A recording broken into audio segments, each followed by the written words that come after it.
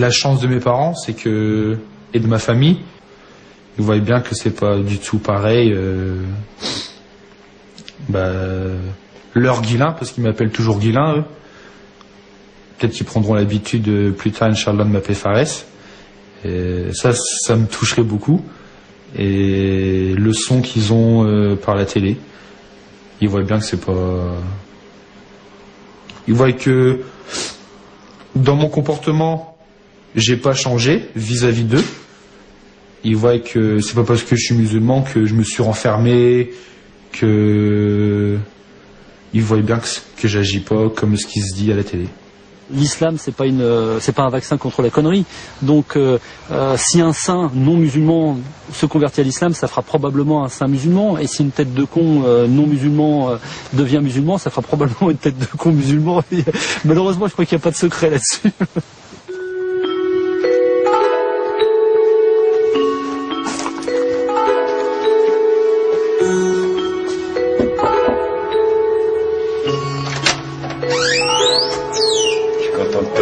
Jean-Pierre. Le premier musulman avec lesquels j'ai eu des discussions approfondies, c'était avec toi. D'accord, par la suite, j'en ai rencontré d'autres, si tu veux. Mais ça doit être pour moi également. J'ai une approche, disons, de l'islam qui n'est pas musulmane. Forcément. Mais je n'arriverai pas à avoir un discours confessionnel, personnel, sur le christianisme, sur mes convictions chrétiennes, sans faire référence à ce que m'a apporté l'islam. Disons, le meilleur texte que je connaisse sur le dialogue interreligieux, c'est dans le Coran, c'est dans le Sourate 5, quand il parle, si Dieu l'avait voulu, il aurait fait de vous une seule communauté, mais il a voulu vous éprouver par le don. C'est bien le don qu'il vous a fait. Rivalisez entre vous par le bien, vous retournerez tous vers lui, je crois, et il vous éclairera alors sur vos différends. Je crois que c'est la charte même du dialogue interreligieux. Quand j'ai choisi de me convertir à l'islam, j'ai vécu tout un ensemble de tensions. Je t'en ai parlé à plusieurs reprises. Avec ma famille, ça n'a pas été très aisé à gérer, notamment avec mes parents qui n'ont pas compris ce basculement vers l'islam. Mon père me disait, si tu veux être religieux, fais-toi curé, mais tu n'as pas besoin de devenir musulman et de changer de religion.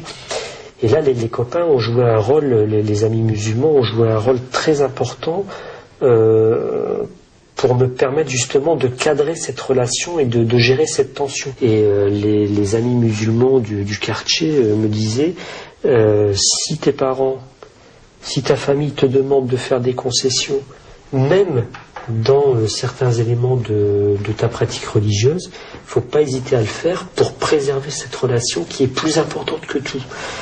Au début, ça m'avait vachement interpellé, quoi. Il y a un truc aussi qui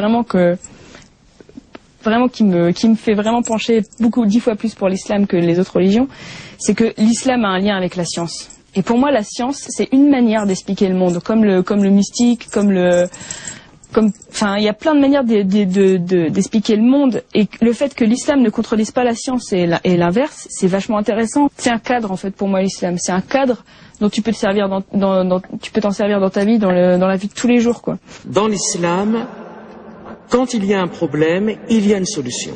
On peut trouver donc une solution à travers le Coran, à travers les hadiths, à travers la tradition. On peut trouver une solution. Je peux comprendre effectivement que on puisse se tourner vers l'islam, car par la rationalité, il y a peut-être une plus grande clarté, une plus grande simplicité, si vous voulez.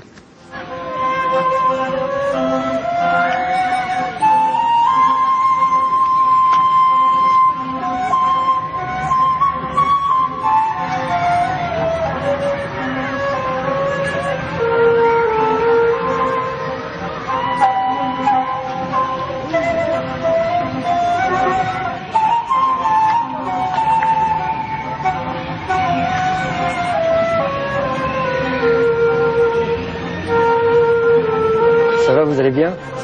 Jawad, Ça va. en forme? Ça va. Et ton match chez les Ça va très bien. Bah écoute, comme tu sais, j'ai eu un petit garçon qui a maintenant 3 mois. Donc, Ça passe vite. Tout va bien, Ça passe vite. tout va bien, ouais. Mais on m'a dit qu'à Condé, il y avait pas mal de convertis. À Condé, il y a beaucoup de convertis, effectivement, ouais. Il y en a, on va dire, de plus en plus même. Hein. Ouais, ça se fait peut-être allez, je vais dire qu'il y en a une vingtaine peut-être. Mais qu'est-ce qui fait que dans un petit patelin comme ça, on a autant de convertis? Il se passe tellement de choses sombres, que quand on commence à entendre parler de ce qu'est vraiment l'islam, hein, là on a peut-être envie justement de se lancer dans l'islam parce que on se dit que pour finir, c'est vraiment une hygiène de vie, c'est vraiment quelque chose qui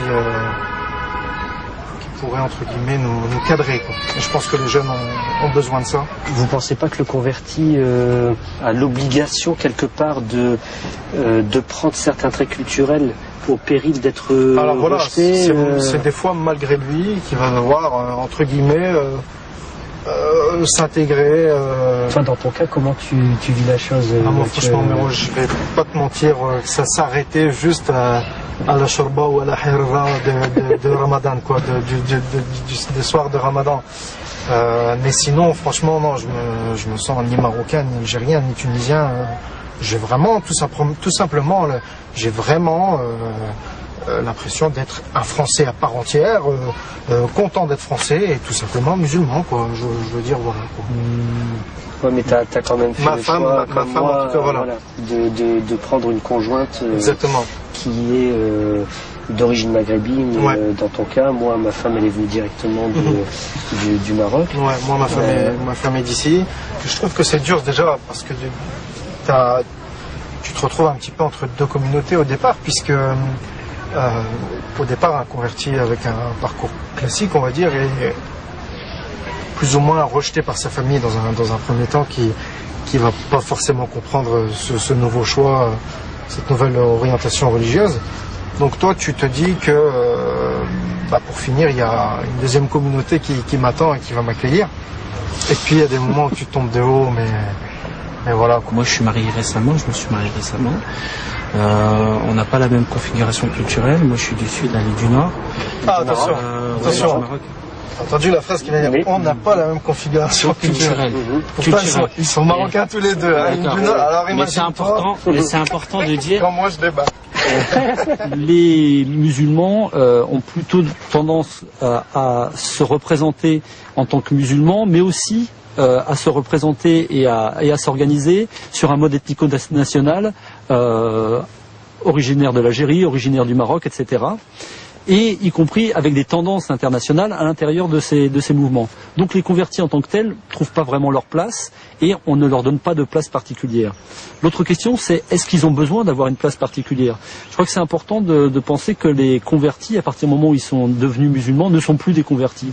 Ce qui est important, c'est d'avoir plutôt des médiateurs culturels éventuellement. J'ai amené ma femme tout à l'heure à l'aéroport de Charleroi.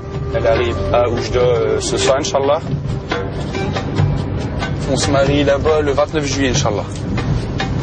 Et donc là, elle y est partie 10 jours avant pour finir tous les préparatifs de là-bas. On a choisi de nous se déplacer avec sa famille d'ici et ma famille pour que tout le monde puisse profiter de ce moment important dans la vie d'un musulman, ce qui est le mariage.